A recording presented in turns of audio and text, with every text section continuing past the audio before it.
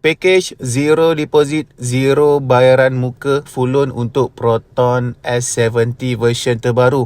1.5 turbo, 4 silinder, timing chain yang terbaru ni engine lebih power berbanding version lama punya Proton S70. Dan kita buka package ni sebab kita nak pemudahkan urusan customer untuk berjaya memiliki sebuah Proton S70 idaman.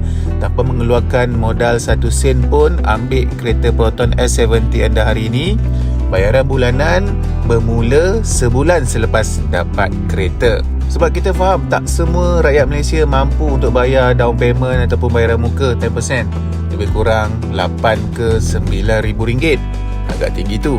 Jadi kita buka package ni untuk pemudahkan dan kita nak bantu rakyat Malaysia agar berjaya memiliki kereta Proton idaman. Untuk apply package ni, anda mesti mempunyai dokumen-dokumen yang lengkap. Boleh lihat di paparan skrin. Setiap customer background pekerjaan berbeza, jadi berbeza dokumen-dokumen yang diperlukan. Boleh rujuk pada kategori pekerjaan tersebut. Dan ini pula kelayakan gaji untuk apply mengikut pilihan spek Proton S70 version terbaru ni. Ada 4 pilihan spek. Dan ini pula estimate bayaran bulanan untuk ke-4 pilihan spek Proton S70 untuk package zero deposit tersebut. Saya attach di sini, ini adalah perbezaan ke-4 pilihan spek, perbezaan dia punya features, accessories dan juga safety features. Boleh lihat di paparan skrin. Kalau gambar ini kurang jelas, anda boleh WhatsApp saya, nanti saya akan send yang PDF HD punya, so senang untuk zoom. Dan ini saya attach business card saya, boleh screenshot dan hubungi saya segera. Proton S70 MC version terbaru bakal menjadi milik anda. Assalamualaikum. Baca zero deposit, zero bayaran muka, full loan cash untuk anda rakyat Malaysia. Untuk Proton Saga, Proton S70, juga Proton X50, X70 dan X nanti.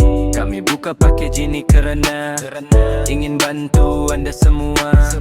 Sebab kami faham anda semua ajak beban mahu bayar deposit besar gila. Jadi anda jangan risau, deposit tak perlu bayar, down payment tak perlu bayar, road tax tak perlu bayar, insurance tak perlu bayar, booking fee tak perlu bayar, proses loan pun tak perlu bayar.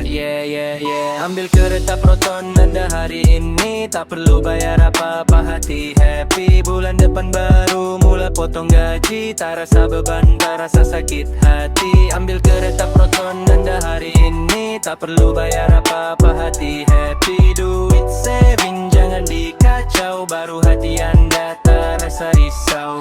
Pakai zero deposit, zero bayaran muka.